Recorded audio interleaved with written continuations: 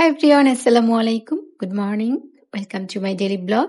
কি অবস্থা সবার, কেমন আছে? আজকের ব্লগটি আমি স্টার্ট করেছি সকাল থেকে, শেষ করব রাতে। আশা করছি আপনাদের সবার কাছে ভিডিওটি ভালো লাগবে। So keep watching. সকালে ঘুম থেকে উঠলেই প্রথমে নাস্তা নিয়ে খুব চিন্তা করতে হয় যে কি আজকে কি খাবো। দেন বাচ্চাদের খাওয়া নিয়ে তো আরো বেশি চিন্তা, তারা কি খাবে। রাতে রুটি বানিয়ে রেখেছিলাম, সেটাই ভেজে নেবো এখন। তাই ফ্রিজ থেকে নামিয়ে আনলাম। রুটি ভাজাই শুরু করেছিলাম, এর মধ্যে দেখি মেয়ের বাবা হচ্ছে বাহির থেকে নাস্তা নিয়ে আসছে। এখন এত নাস্তা দিয়ে কি করব?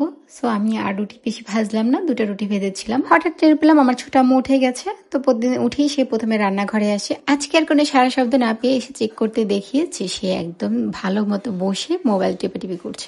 যদিও লক খুলতে পারে না, ছোট মানুষ, কিন্তু সে খুব চেষ্টা করছে। আমাকে দেখে সে তো খুব লজ্জা পেয়ে গেল।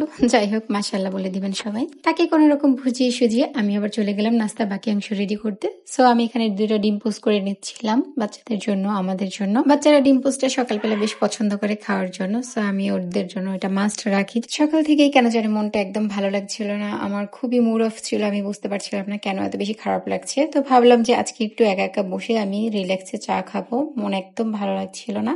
সো চলে গিয়েছিলাম বারান্দায়। আর এই যে আমার রিল্যাক্সের অবস্থা দেখেন, আমি এমন অবস্থায় পড়ে তাড়াতাড়ি করে বারান্দা থেকে চলে এসেছি। আমার আর রিল্যাক্সে বসে চা খাওয়া হলো না। দেন চলে আসলাম বেডশিটটা চেঞ্জ করতে। বেডশিট পুরনো হলেও কিছুদিন পর পর যদি আমরা চেঞ্জ করে ফেলি তাহলে একদম নতুন একটা লুক পাওয়া যায় আর অনেক প্রশান্তি লাগে। দেন সারাদিন আর একদমই ভিডিও অন করার সময় পাইনি। দেন দুপুরে খাওয়া দাওয়া শেষে আমি একটু রিল্যাক্সে বসে ভাবলাম একটু রেস্ট নেবো। তো সূরা শুনছিলাম। আমি যখনই খুব বেশি খারাপ লাগে তখনই আমি সূরা আর রহমান শুনি, আমার মনে একটা আলাদা প্রশান্তি চলে আসে। দেন সন্ধ্যায় নাস্তা করে চা খেয়ে নিলাম, তারপরে চলে আসলাম, এক গাদা কাজ ছিল আমার সেগুলি করার জন্য। আর এই যে মাছ নিয়ে বসে পড়লাম, এগুলো ফ্রিজে ছিল, সেগুলোকে আমি ভিজিয়ে রেখেছিলাম। তারপর সব কেটে নিয়েছি। ইলিশ মাছটা আমি ভালোই কাটতে পারি, তবে আজকে কাটতে গিয়ে বেশ অনেক জায়গা কেটে গিয়েছে আমার হাতের। আসলে ভিডিও করতে গেলে যা হয়, কাজ নর্মালি করা একরকম, তবে ভিডিও করতে গেলে বেশ অনেকটা প্যারা। হাত কেটে গেলে কি হয়েছে, কাজ তো কন্টিনিউ করে যেতে হবে।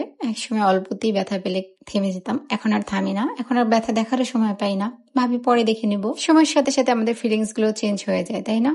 তারপর মাছগুলো ধুয়ে আমি এখানে ভাজতে শুরু করে দিলাম। সব মাছ নিয়ে নিই, আমরা যেহেতু মানুষ অল্প, সো বাকিগুলো আমি ফ্রিজে রেখে দিয়েছিলাম আঁশ ফালিয়ে ভালো মতো ধুয়ে। মাছ রান্নার ভিডিও তো আমি অলরেডি আপলোড করে দিয়েছি, আপনারা দেখে নিন যারা দেখেননি। আর এখানে আমি আমার ছোট মেয়েকে ঘুম পাড়াচ্ছিলাম, চেষ্টা করছিলাম তাড়াতাড়ি ঘুমাক, বাকি কাজ সারবো।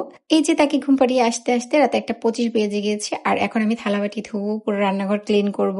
রাতে এভাবে অগোছালো রেখে যেতে আমার একদম ভালো লাগে না রান্নাঘর। সো আমি যত কষ্টই হোক না কেন, যত রাতি হয়ে যাক না কেন, চেষ্টা করি সবসময় আমি রান্নাঘর ক্লিন করে দেন বাকি কাজ থাকলে সেগুলো সেরে দেন ঘুমানোর জন্য। আর এখানে আমি আস্তে আস্তে করে সবকিছু করে নিচ্ছিলাম, তবে আমার চোখে অনেক বেশি ঘুম ছিল। চিন্তা করছিলাম কখন শেষ করব। রান্নাঘর ক্লিন হলেই যে আমি ঘুমোতে পারবো এমনটা নয়, আমি ফ্রেশ হব, দেন আপনাদের জন্য ভিডিও এডিট করব, ভয়েস দিব, সেটাকে আবার আপলোড করে শিডিউল আকারে রেখে দেন ঘুমাবো। এতে আমার রাত প্রায় 3টা 3:30 বেজে যায়। এত কষ্ট করে ভিডিও আপলোড করছি, আপনাদের যদি ভালো লেগে থাকে তাহলে অবশ্যই একটা লাইক করে দিবেন। রান্নাঘরে কাজ শেষ, এখন আমি ফ্রেশ হব।